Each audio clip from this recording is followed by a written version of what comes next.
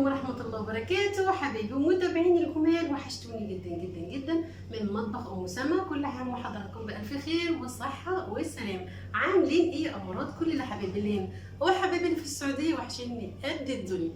النهارده هتعمل لنا ايه يا ام سما؟ هنعمل مع بعض صينية بطاطس بالفراخ بوصفة تحفة جدا تستاهل بقى. يلا بينا تعالوا نشوف المقادير عبارة عن ايه والطريقة، وما تكسلوش، احنا في الشتاء بيعوز الحاجات الحلوة دي. يلا بينا اقول لكم على الطريقة والمقادير عبارة عن ايه. يلا بينا تعالوا بقى بينا يا حلوين نشوف الطريقة بتاعتنا ونشوف المقادير. اول حاجة معانا المقادير بتاعتنا، ادي قرنفل على حبهان مطحون، عايزة ربع معلقة من القرفة، معلقة من البابريكا، ربع معلقة، نص معلقة من الشطة، معلقة من الفلفل الاسود، معلقة من الكمون. وكده معانا التوابل بتاعتنا. بعد كده معايا فرخة مغسولة كويس ومتصفية، ماشي زي ما انتوا شايفين كده، بس هي عشان كبيرة لازم اخليها 8 قطع، ماشي بلاش تكون 4 علشان تكون ناشفة كده وحلو. طيب معايا كمان حوالي كيلو من الطماطم متقطع، وحوالي 3 قرون من الفلفل، ومعايا كمان بصل، ومعايا كمان ادي التوم، شوية من التوم. هنعمل ايه بقى يا ام سما؟ وادي كمان البطاطس بتاعتنا، شفتوا الحظ رسمة قلب، وكمان التانية. يلا ربنا يريح قلوبنا. تعالوا بقى نشوف هنعمل ايه. اول حاجة معايا الكبة بتاعتي، هاخد كام واحدة من البصل، مش كلهم، كام واحدة بس. وهاخد الثوم، وناخد التوابل.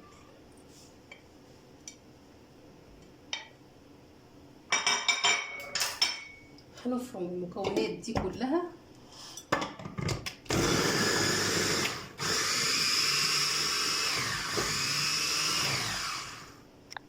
خلاص فرمنا كل المكونات بتاعتنا.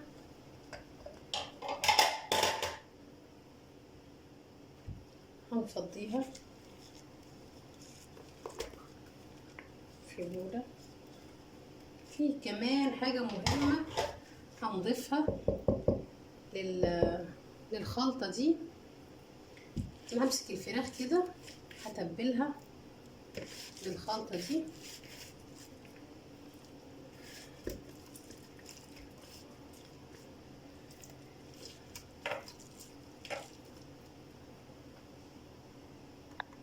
خلاص كده يا حلوين، زي ما انتوا شايفين كده ادي الخلطة بالفراخ. لفينا كل الفراخ كده في الخلطة.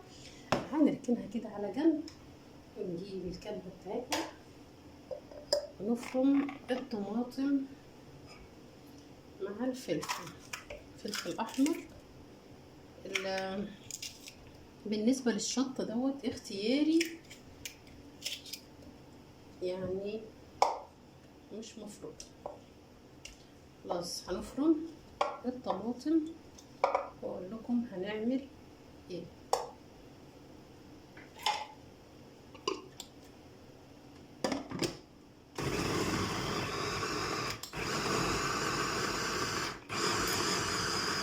هجيب الصينية كده عندي، واخد البطاطس ويكون السمك بتاعها تخين شوية، يعني كده سمك البطاطس ظاهرة تخين شوية علشان يستحمل معايا سوى الفراخ. حلو الكلام. ايوه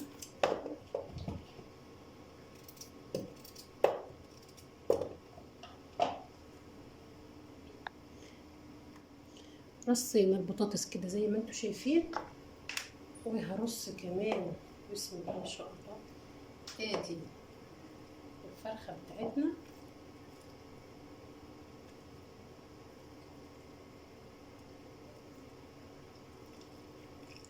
بسم الله ما شاء الله.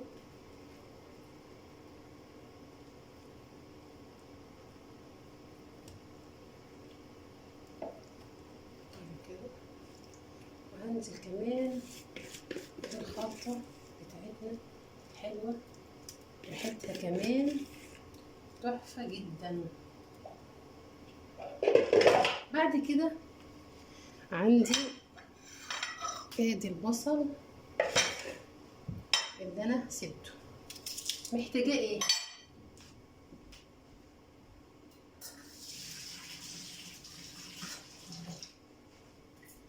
محتاجاه جوانح كده نفس التقطيعة دي علشان يكون معايا مسكر كده وحلو.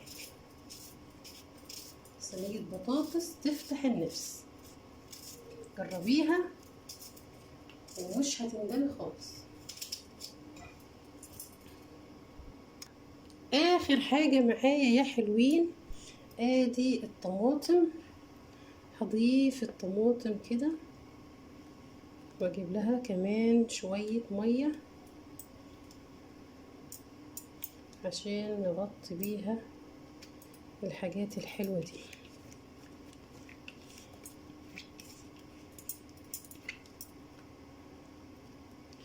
حاجة كمان في التوابل مهمة جدا لصينية البطاطس، ايه هي يا ام سما؟ ثواني.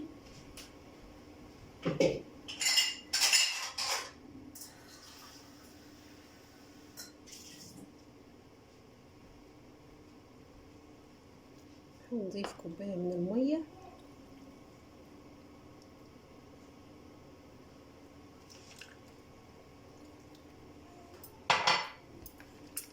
كوباية واحدة بس.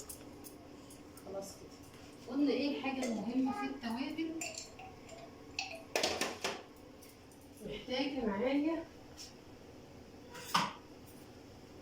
جوزة الطيب، محتاجة معايا جوزة الطيب بتودي بقى البطاطس معانا في مكان تاني خالص. نبشر معانا كده شوية، وقلنا جوزة الطيب نفتكر على طول مين؟ ام هايدي حبيبتي. كده تمام، نص واحدة بس كده بتودي البطاطس معانا في حتة تانية خالص. ناقص بس الزيت، حاجة خفيفة كده، لان انتوا عارفين ان الفراخ طبعا متبلة وطبعا بتنزل الصوص بتاعها والبهارات بتاعتها، يعني بتدي معانا يعني حاجة متكاملة، مش محتاجة اي حاجة خالص. فهنحط شوية زيت خفاف كده، شوية زيت كده خفاف وخلاص. نحطها بقى في الفرن من فوق ومن تحت، نشغل الفرن. يلا بينا. تعالوا بقى يا حلوين نعمل على ما صينية الفراخ بتاعتنا تكون استوت نعمل احلى شوية رز بشعرية. هحط معايا كده على البوتاجاز حلة ونحط فيها معلقتين او معلقة سمنة بلدي وعليهم شوية من الزيت عشان يكون مفلفل معايا. هنزل معايا بكيس ونص كيس كده ماشي من الشعرية، ونجهز معانا مية مغلية. نحمر كده الشعرية معانا تاخد معانا بس اللون الذهبي ده الشكل المطلوب بتاعي للشعرية بتاعتي. كمان غسلين الرز ومجهزين معانا المية السخنة بتاعتنا.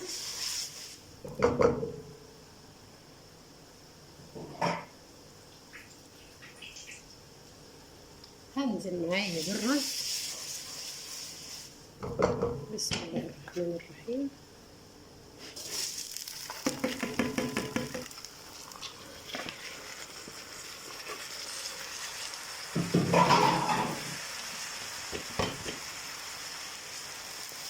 نقلب.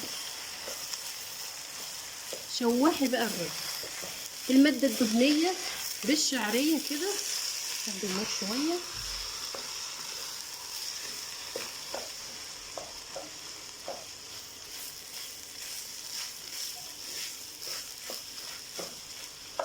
وطبعا قلنا مجهزين المية المغلية علشان الرز بتاعنا يكون مفلفل كده وحلو. هنعمل ايه دلوقتي؟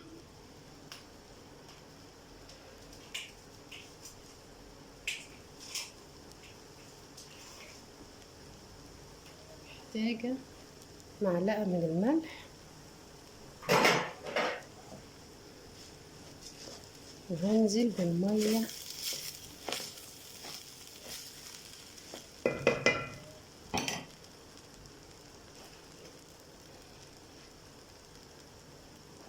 بسم الله الرحمن الرحيم.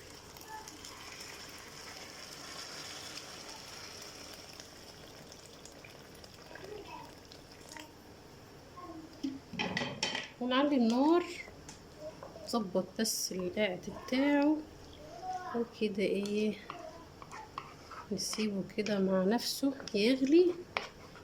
هدي عليه اول ما ينشف كده، هنهدي عليه شويه.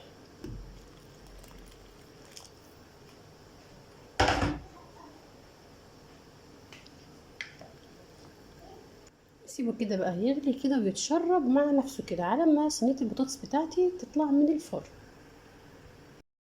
تعالوا كده بقى يا امارات، شوفي الجمال ونشوف الحلاوه واحلى صينيه بطاطس من ايد ام سما. بسم الله ما شاء الله، حاجه تحفه جدا جدا جدا جدا.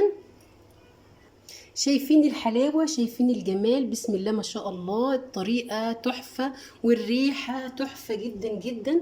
بصراحة الشكل لوحده غني عن التعريف، حاجة كده فاخر من الآخر. لما أحب أعمل صينية بطاطس وحطينا كده الفراخ، شايفين الفراخ من الناحيتين لازم اقلبهم علشان تكون متحمرة. شايفين المنظر لوحده غني عن التعريف. وكمان البطاطس مستوية كده ودايبة دوب، حاجة كده فاخر من الآخر. بصراحة الشكل لوحده غني عن التعريف. وكمان عملنا الرز بتاعنا، ادي كمان شكل الرز بتاعنا، حاجة بسم الله ما شاء الله كده، شكل وريحة وطعم تحفة جدا جدا جدا. شايفين الرز بتاعنا مفلفل مش معجن، حاجة كده تتهادى للملوك. كلنا يا حبايبي بنتعلم من بعضينا. اتمنى يكون الفيديو ده عجبكم ونال رضاكم. استنوني في وصفة جديدة وحلقة جديدة مع ام سما، ومع السلامة.